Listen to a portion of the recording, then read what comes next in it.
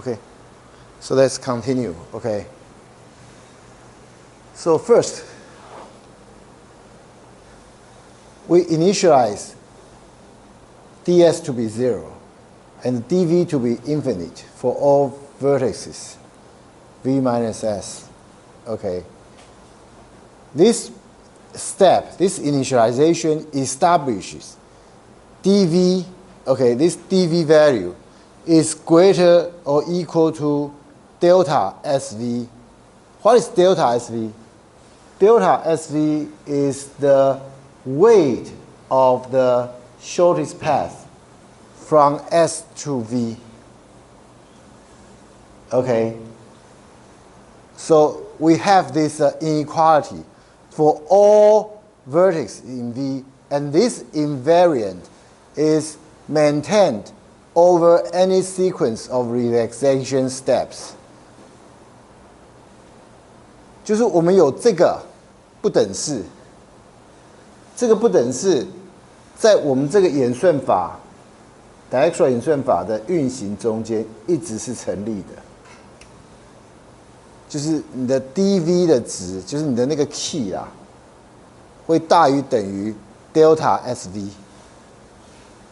这个 delta SV 如果还记得是从 source 到 v 的最短路径的那个它的那个 weight。OK， 那我们讲说这个是一定成立，在开始的时候这一定对嘛？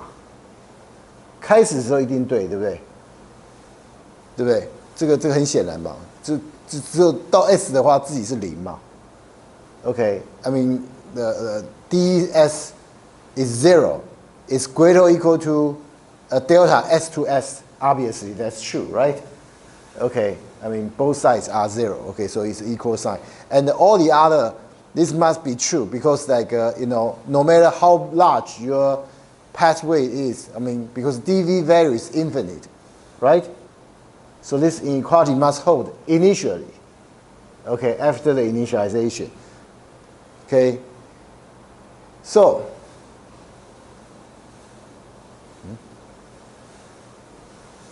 sorry. What happens?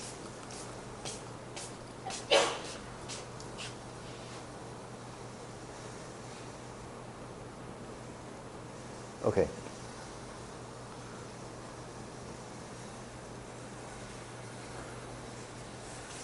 So this lemma, okay, we want to prove it. Okay. Suppose not. So we are proving this by contradiction, right? We are proving this by contradiction.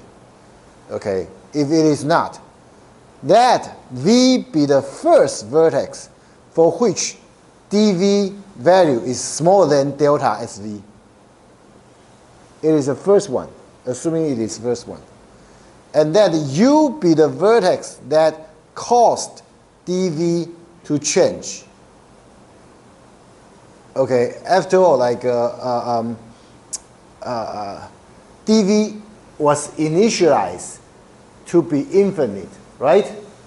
So it has to be updated in order for dv to be smaller than delta SV, right? So assuming the one that caused this change is the U. Okay, I mean, there's a relaxation. You add U to set S, and the relaxation causes dV to be smaller than the delta SV. Okay? So, in other words, like dV will be du plus WUV, right? Okay? Then dV is smaller than delta SV. We know this. This one is from here, right? Okay, and the delta SV is going to be delta SU is going to be smaller than or equal to delta SU plus delta UV because of the triangle inequality, right? Triangle inequality. Okay, and then okay, we know like this one is going to be smaller or equal to this one. Okay, in other words, this value, this is a particular path from U to V, right? Because we have a, I mean, I mean, the U can cause V to change. It means U is a neighbor of V, right? U is a neighbor of V. So there's a weight, okay, from U to V, right? There's a weight for the edge from U to V. So this is a particular path from U to V. It must be greater or equal to the shortest path from U to V, right? Okay, so we have a, I mean, small equal sign here. But this one is exactly, this one is exactly du, right? Because, you know, when we relax it, we add u to the set S, meaning u, the delta SU is already du, right? But, I mean, look at here. du plus WUV, okay, what should I say?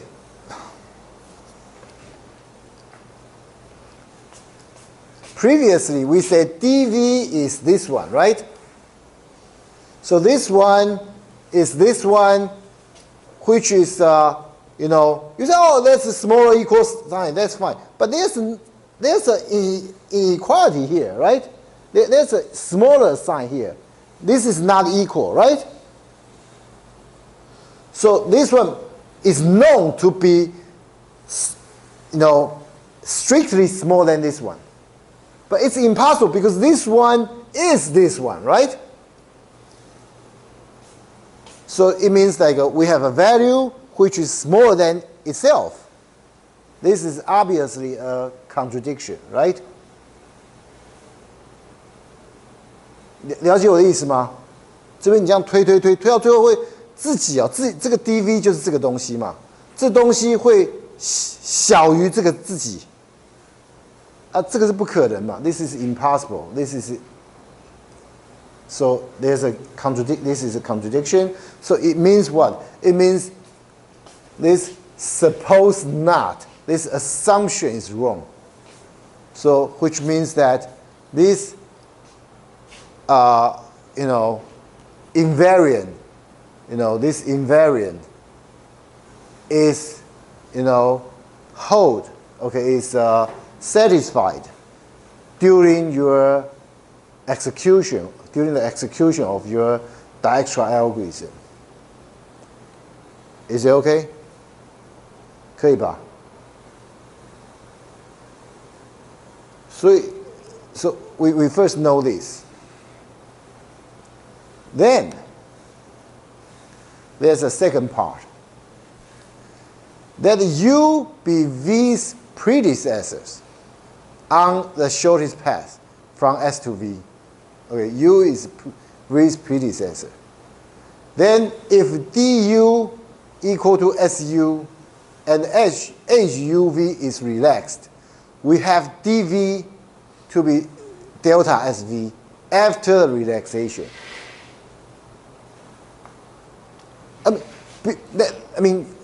Let's not look at the proof first. Okay, let's first look at this lemma. If this lemma is satisfied, if this lemma is true, then this provides like a kind of like induction, right? Because initially we have S, right? And then we can grow S to S's neighbor, right? Because this is like how we add one of S's neighbor into the set S, right? And once we include that, I mean, this one guarantee that one must be the shortest path. And then we can grow, you know, from here, I mean, inductively, okay? If we have this.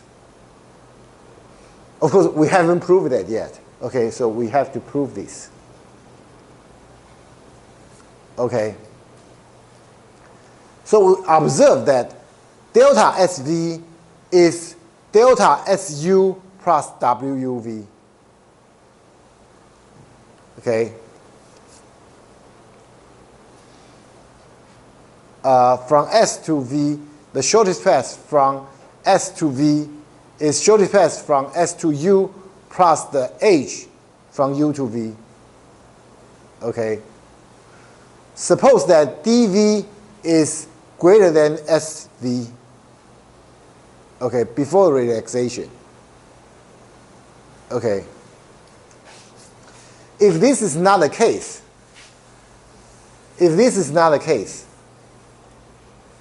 then we are done, because our purpose is to prove that, okay, before relaxation, the relaxation caused dv to become this one, right?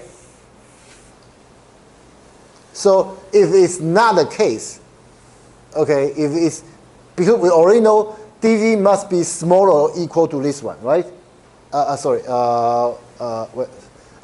Dv can only be greater or equal to this one from our previous lemma.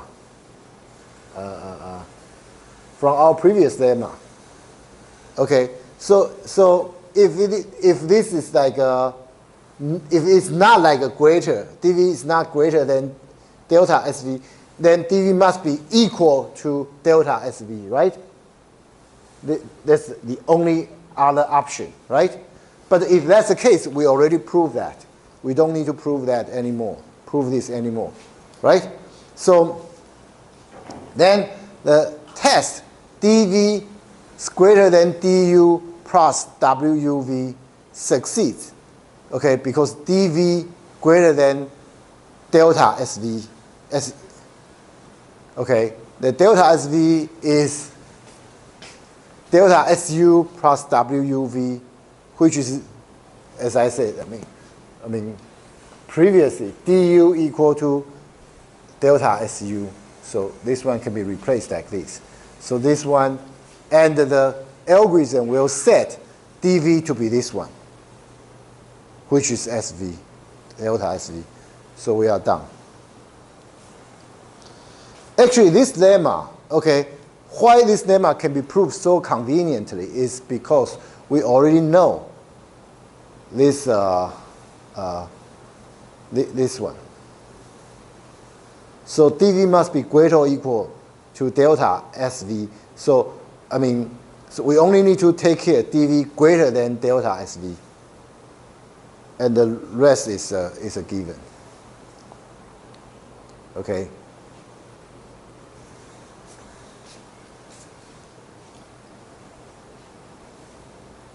Part 3, Dijkstra algorithm terminates with dv equal to delta sv for all vertices. And this one, as I said, once you understand the previous lemma, this one is kind of like an induction. Okay, but here we are not using the induction. Okay, we are trying to do it in a different manner. Okay. So we can show that dv equal to delta sv for every vertex, okay, when v is added to s.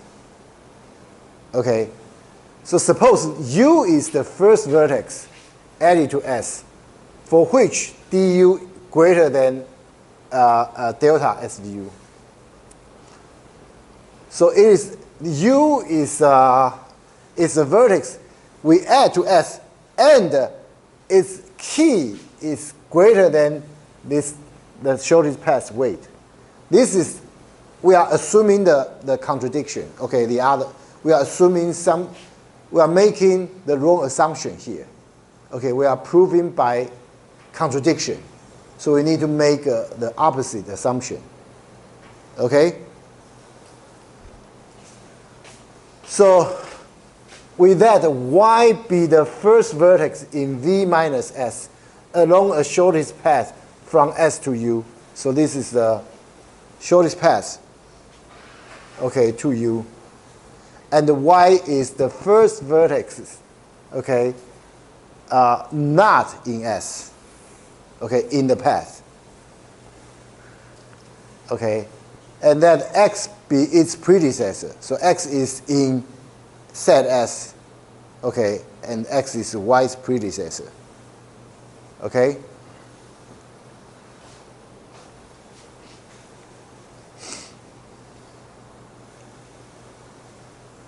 So we have this, right? Since U is the first vertex violating the claimed invariant, okay? So we have dx equal to delta s, sx. So the other one, I mean, because before U, all the nodes follow this assumption, right? Follow this thing, okay? So dx is the shortest path weight, okay? Because x must be added to s before U, right? Before U. So when x was added to s, the h xy was relaxed. This h was relaxed, okay? Which implies dy will be, delta sy, which will be smaller or equal to delta su, right? Okay, and then which will be smaller than du. Okay, so it means dy is smaller than du, but we choose u to be the first node. We choose the u to be where? U is the first vertex after adding to s, for which du is greater than the shortest path weight. But here, okay, sorry.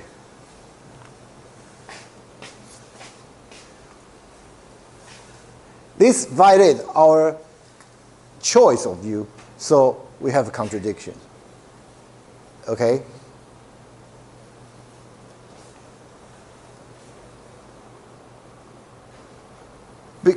This is kind of like we are proving by, it's another way to say induction, actually. Like you go from one, I mean, when you grow from one, set S, like increase one node, one additional node. Every time you increase one additional node, as long as you can guarantee that additional node you add to that, I mean, it's guaranteed to be the shortest path.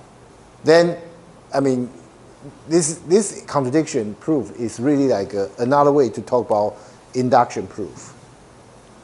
Okay? And then the analysis of Dijkstra.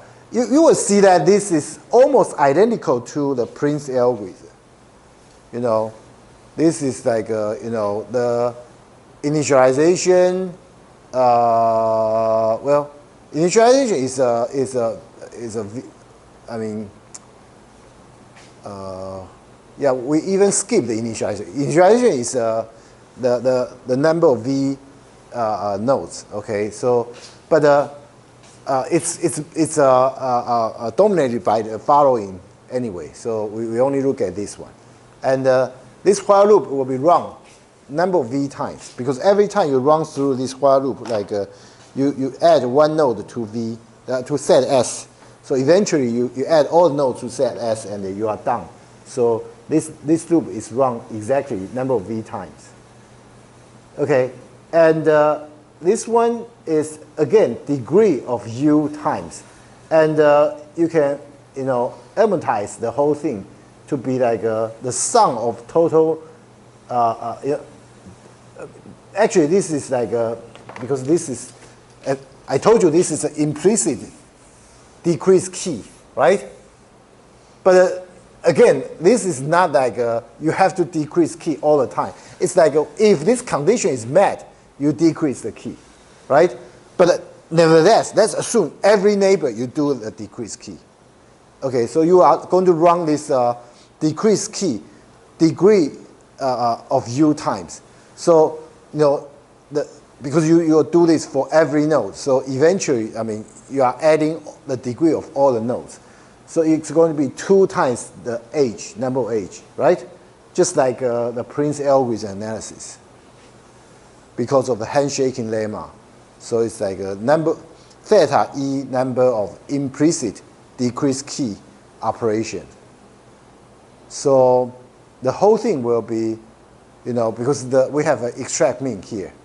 I mean, that's v times extract mean plus e times decrease key. So you see, this is almost identical to Prince algorithm, right? No matter you are talking about the structure of the algorithm or like the time complexity is almost identical, almost similar. So obviously, like if you try to analyze it, okay, it's going to be exactly like what we did previously. So I mean, of course, like we can also talk about Fibonacci heap, but because we just like the Prince algorithm part, because we didn't cover the Fibonacci heap, so you know, I will leave this one for you guys to check. But at least, I mean, you should know the previous two rows, okay? It depends on how you implement the priority queue, okay? And that's it. And we have one more topic, okay? Suppose WUV, okay, if there's an H from U to V, okay, then the H weight is always 1. Otherwise, there's no such weight. There's no such H.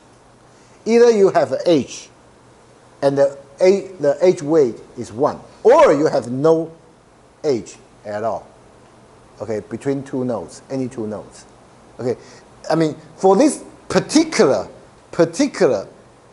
graph, we call such a graph an unweighted graph because, well, if every H weight is 1, it's just like an unweighted graph, right? Because, I mean, after all, like the shortest path can be considered as like the path with smallest number of edges, right? Smallest number of edges. Okay, I mean, take if we use like a network terminology, it will be like a smallest number of hops.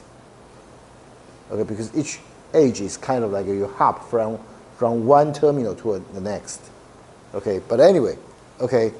So in this case, can we do better than Dijkstra algorithm? It turns out we could. Okay. Gosh. It's time for me to lose some weight. Yeah. Never mind. Okay. I'm not breaking anything, right? 好。就是 okay, we just use a simple FIFO queue.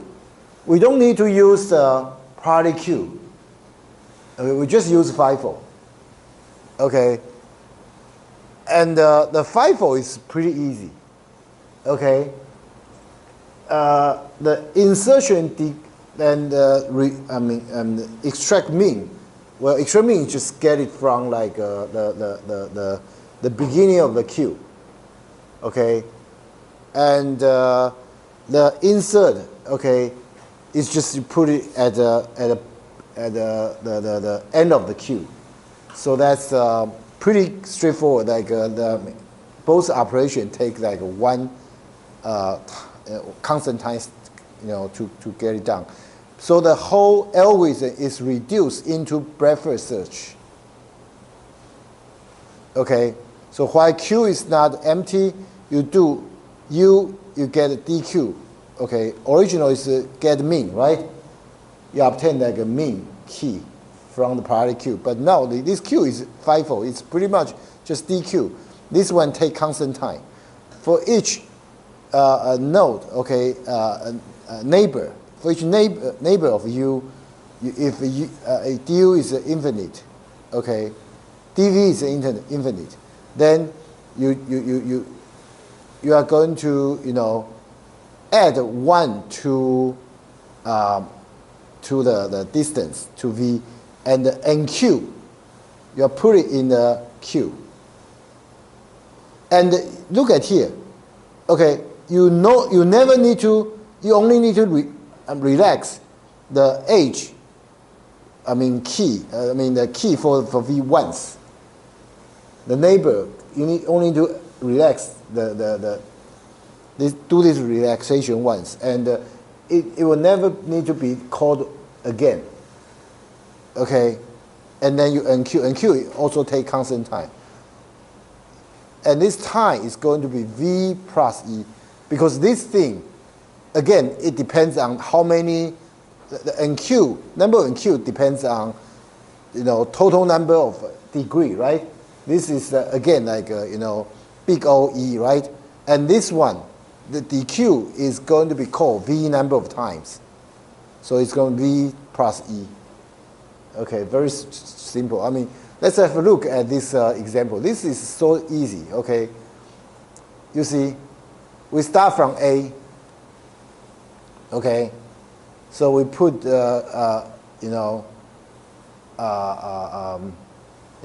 assign 0 to A, put it in the queue, okay? And then obviously we need to dequeue A from the queue. So once we dequeue A from the queue, we add the neighbor of A, which is B and the D. And when we add B and the D, at the same time, we update its key from infinite to 1, right? So it's 1 plus like the key of A, which is 0. Okay, so 1 plus 0 is 1, so 1, 1. BD will be 1, 1. And then you randomly pick 1. I mean, well, it depends on the order of your insertion, okay? So assuming you are inserting B first, the B before D, so the B will be DQ first. So B is DQ first. So the neighbor of B will be C and the E, C and the E. So you are going to, enqueue C and E, but at the same time, you also need to, update the key to C and E to be 1 plus 1 is 2, right? And then you dequeue D, which will be, it also has a neighbor for E, but E is already in the queue, right? So you no longer need to do the update anymore, okay? And then, okay, CE, okay, you are going to do C first. Okay, C has no neighbor, so, just dequeue it. Okay, and then for E, you dequeue it, and the neighbor of E will be G and I. So dequeue E and add G and I to the queue. At the same time, update the G and I key from infinite to 2 plus 1, 3. So it becomes G and I 3, 3. So then you dequeue G, okay? DQ G, then the neighbor of G will be F and I. So again, you don't need to you need to enqueue F and update F's value to 4, but you don't need to do the I because I is already in the queue. So I, okay, you dequeue the I. And it will add H to the queue, okay, and with like the value, the key to H to be 3 plus 1 is 4, and that's it. So it's pretty straightforward. It's just breadth first search. If you remember what you learned from the data structure about like graph algorithm, you should learn breadth first search and depth first search, right? Okay, so this is exactly breadth first search. The only difference is that we also need to take care of the keys. And you probably also want to remember which one updates you, okay? Because that node will be the parent, okay? The previous, the predecessor in the shortest path. Okay, so you need to remember that. Other than that, I mean, it's pretty much breadth first search. Okay, so the proof is it's very straightforward because this one is pretty much just exactly like a Dijkstra algorithm. The FIFO queue in breadth first search mimics the priority queue in Dijkstra because we know Dijkstra is correct. Okay, so this one is correct. So V comes after U in Q implies that dV equal to du or dV is equal to du plus 1. Okay, I mean, this one is like, you know, pretty straightforward. Okay, because we already proved the extra. So that's it for this chapter. Okay.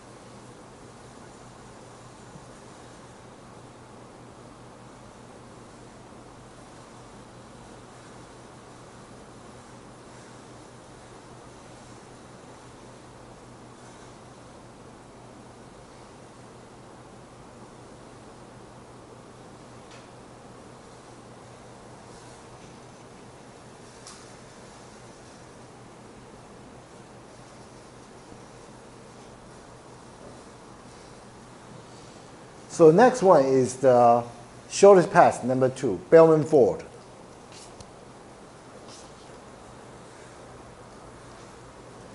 So we are still dealing with like the single source shortest path, but now we try to relax the assumption. Remember, like this negative weight cycle thing. Okay. If graph contains a negative weight cycle, then some shortest path may not exist. We already talked about this, right? So, but I told you at that time, okay, negative weight cycle and the negative weight age are two different things, right? You could have negative weight ages, but you don't have negative weight cycle, right? If that's the case, then the shortest path will still exist, right? So the Bellman-Ford algorithm helps you to find all shortest path length from a source S to all the vertices. Or it can help you to determine that a negative weight cycle exists. Okay? So, how to do that? Before we go on to talk about this algorithm, let me first ask you one simple question. Okay? So no matter if you have n nodes, in this graph, in a connected graph, okay, what is the longest possible path, longest possible shortest path?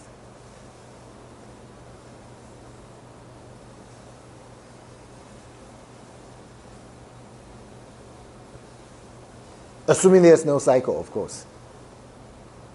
If there's a cycle, of course, like it could, the longest shortest path could be infinitely long, right? If there's a cycle. But assuming there's no negative weight cycle.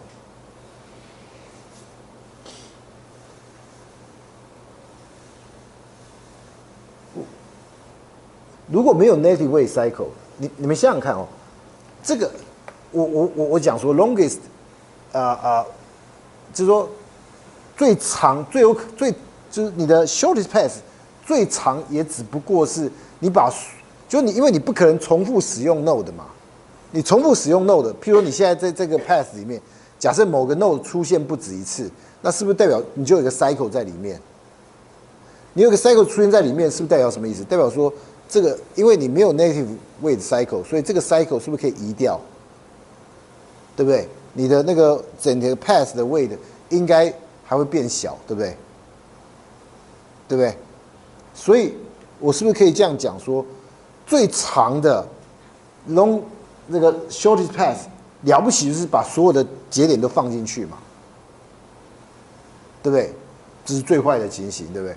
最坏的情形，也就是说，你的 longest 这个你的最长要去考虑的这个路线，也只不过是从起点到随便给一个终点，你把所有的点塞进去，对不对？对不对？就是这是最坏的情形嘛，对不对？好，你们先了解一下这个，因为当你们了解这个以后，其实 ，once you understand this concept, the Bellman-Ford algorithm is so simple, so simple. Okay, it just try to consider all possible such combinations, but in a more, what should I say, like logical manner, in a logical order, in a good order. Let me put it this way.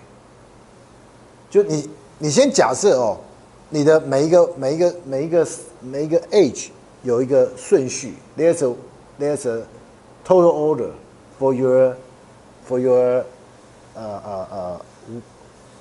age, for all your age. There's a total order. Okay. So first, I mean, this initialization is just like Dijkstra. It's straightforward. And then for I from 1 to v minus 1. Okay. Do for each age, you try the relaxation. Okay. The most important thing is this loop.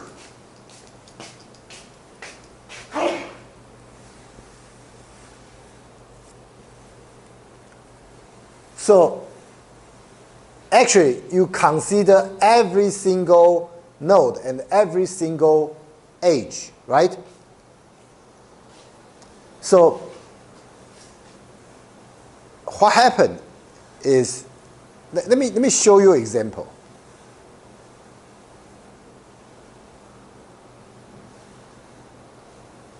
We have 5 nodes, right? 5 nodes. We have how many age? We have 1, 2, 3, 4, 5, 6, 7, 8. 8 ages, right? 8 ages. Okay, very, very simple. And we just assign an order to these ages. Initialization, of course, we need to assume A is a source. Okay, all the other nodes are infinite. And again, 0 is, because there's no negative weight cycle, so this 0 is the smallest possible, what should I say, like a path weight, right? So A just, you just start from A, just stay there. This is the shortest path possible, right? It's impossible for you to go out and come back to get like something even lower than 0, right? Right? Okay, so this one is safe. This one is safe. This is the shortest path for A. Okay, all the other are infinite. Okay, and also, okay, we assign the order for age relaxation. So look at the small, like age weight is represented by this green number. Okay, green number, the number in green, and we have like the order of the age that is represented by the number in black. Okay. So the first age we consider is this one. The second age we consider is this one. The third age we consider is this one. The fourth age we consider is where is it? The fourth, hit this one, and the fifth age we consider is this one. And 6, 7, 8, right? We have 8 ages, right? So basically, okay, you see, for example, the first edge we consider is this one, right? So we just try to see if we can reduce the key here. So this key, okay, we compare this key with this one plus this edge weight. Infinite plus 2, well, infinite, well, we don't need to do anything, right? Okay, so this one doesn't need to do anything. Nothing need to be done. Okay, and the second one is this one. This one. Okay, so again, infinite plus 2, plus 1, sorry, infinite plus 1. And that key is infinite. I mean, nothing need to be done, right? And the third edge is, where is it? Third edge is, this one. This one. It's, again, infinite plus 2. This is infinite, so nothing need to be done, right? The fourth one is this one. Okay, so it's going to be 0 plus negative 1, right? So we will update infinite to negative 1, right?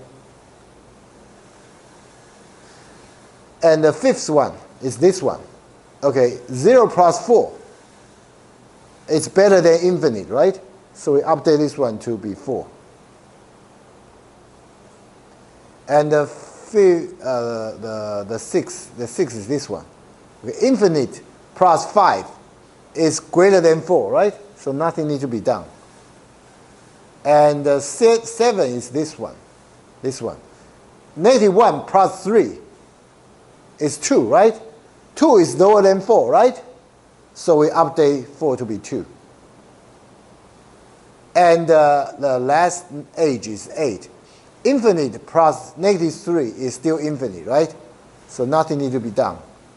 So this is the end of the first cycle, pass 1. Okay, I mean, let me go back.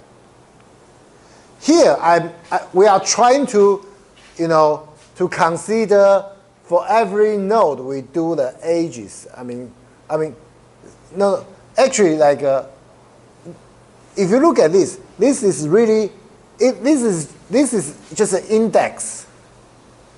This is not for every node. This is, remember I told you, the longest possible path is you need to put all the nodes on this path, right? So if you 质数问题嘛，如果说你把 n 个点放在这边，那你的长度是多少 ？The path length will be, I'm talking about like number of hops.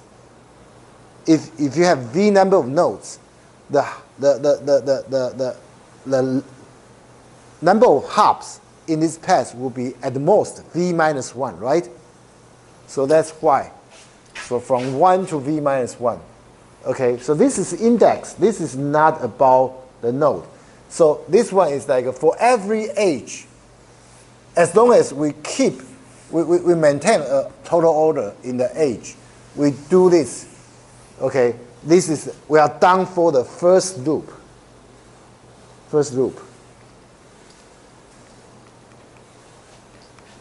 So that's the end of the first loop. End of first loop. And then the second loop. Same thing. We start from first edge, right? We start from the first edge. Where is the first edge? First edge is here, right?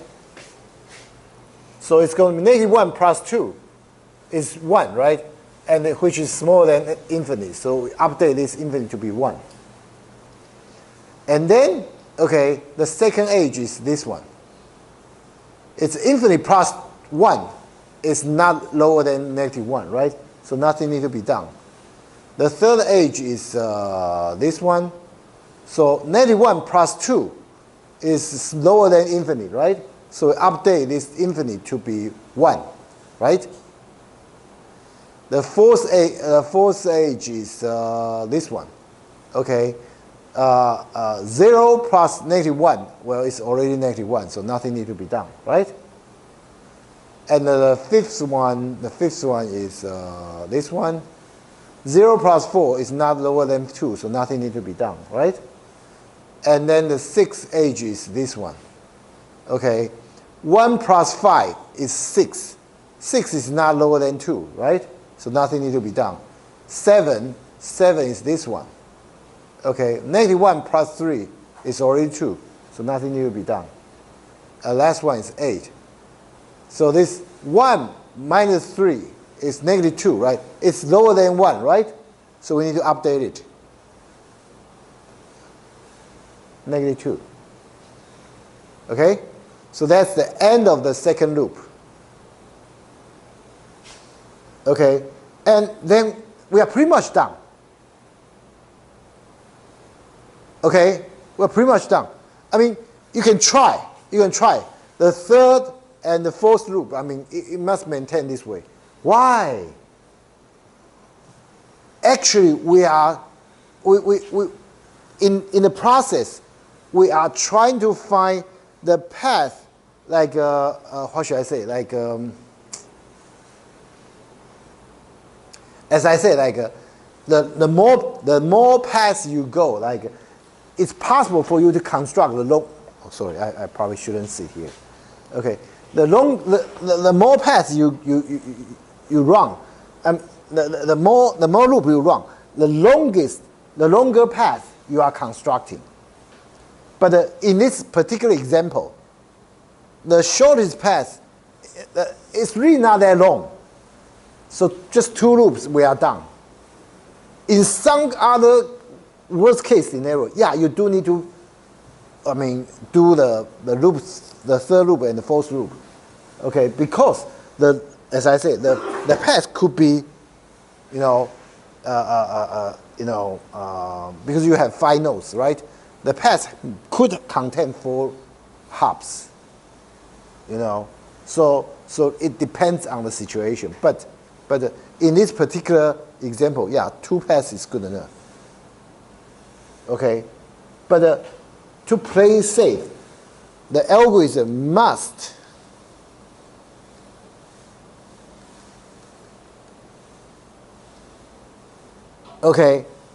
this loop must be run v minus 1 times in order to make sure it is correct. And also, when do we know there's a negative edge cycle? It's like when you run to this point, if you run this loop one more time, if you find that, oh, I run this loop one more time, you are able to reduce the shortest path weight, then something's wrong, right? As I said, 就是说你的 shortest path weight 最多就只能把那么多个 node 放在那边嘛。如果说你还再 run 一次，竟然还可以再把你的那个 shortest path weight 还再下降，这告诉你什么事情？告诉你说这边有 negative weight cycle 嘛。So this one is just very simple. You are running this loop, the content of this loop one more time. Okay, if there's a relaxation condition is satisfied, it means like you are able to further reduce the one of the path weight. That's not possible. That's not possible. If this impossible happens, that means there's a negative weight cycle, which is reported. Okay. So at the end, okay, each dv must be like the shortest path weight. If no negative cycle exists, okay.